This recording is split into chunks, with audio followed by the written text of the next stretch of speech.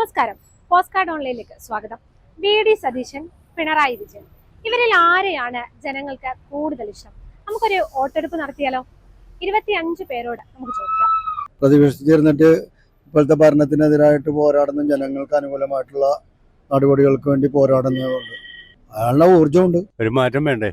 ആർജവത്തോടുകൂടി നിൽക്കുന്ന ഒരു നേതാവാണ്. നിലവില് ഒരാൾ ഒരുപാട് നാള് ചെയ്യുമ്പോൾ പൊതുവെ എല്ലാവരോടും വെറുപ്പുണ്ടാവില്ല.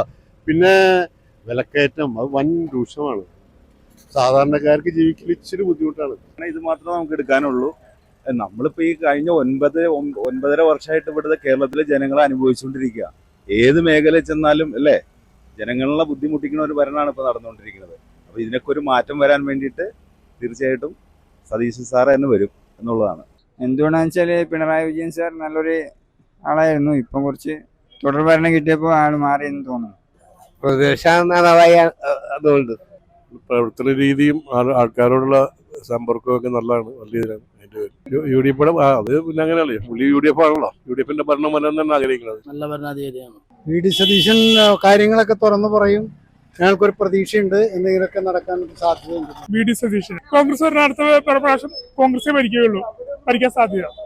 പുള്ളി ഇത്ര നാള് ഭരണം നടത്തിയിട്ടേ കുഴപ്പമില്ലാതെ പോണോണ്ട് എനിക്ക് നമ്മുടെ ആള് പിണറായി സാറേ ഇഷ്ടം.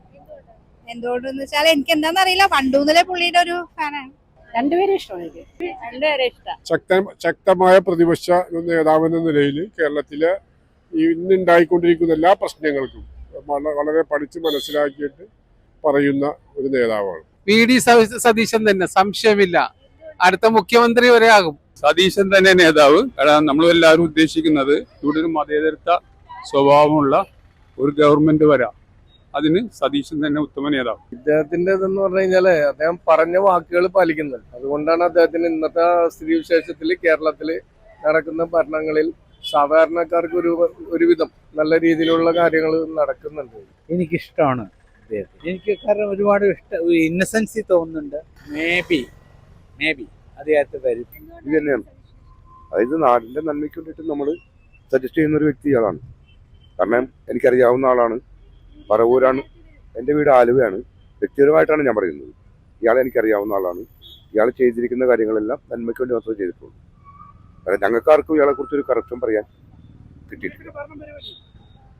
അത് ജനങ്ങളെ തീരുമാനിക്കുന്നത്, ഞാനല്ലല്ലോ. നാട്ടിലെ ജനങ്ങൾ തീരുമാനിക്കും ആര് ഭരിക്കണം എന്നുള്ളത്. നാട്ടിലെ ജനങ്ങളെ തീരുമാനിക്കും. എൻ്റെ ഇഷ്ടം യു.ഡി.എഫിന്റെ ഭരണം വരണമെന്നാണ്. പക്ഷെ അത് ഞാൻ പറഞ്ഞിട്ട് കാര്യമില്ലല്ലോ, നാട്ടിലെ ജനങ്ങൾ തീരുമാനിക്കണം. എനിക്ക് വി.ഡി. സതീശിനെയാണ് താല്പര്യം. നല്ലൊരു മനുഷ്യനാണ്, പാവമാണ്. അതെ, ആ പിണറായി വിജയൻ ഭരിച്ച് നാട് മുടിച്ചു വെച്ചേക്കുന്നു. ഇയാള് വന്നാലേ രക്ഷപ്പെടാൻ പറ്റുള്ളൂ. പിണറായി വിജയൻ പുള്ളി കുഴപ്പമില്ല, നല്ലൊരു നേതാവാണ്. എല്ലാ കാര്യങ്ങളും ചെയ്യും, എല്ലാ കാര്യങ്ങളും കുഴപ്പമില്ല. നല്ലൊരു ഭരണം കാഴ്ചവെക്കുക എന്നാണ് വിശ്വസിക്കുന്നത്. പിണറായിയുടെ ഭരണം കൊള്ളത്തില്ല. വേണ്ട, സതീശനെ മതി. എല്ലാം ശരിയാവും. സതീശൻ വരുമ്പം എല്ലാം ശരിയാവും. നല്ല ആളായാള്. പിണറായി പറയുന്ന നമുക്ക് പാലിക്കാത്ത ആളാ.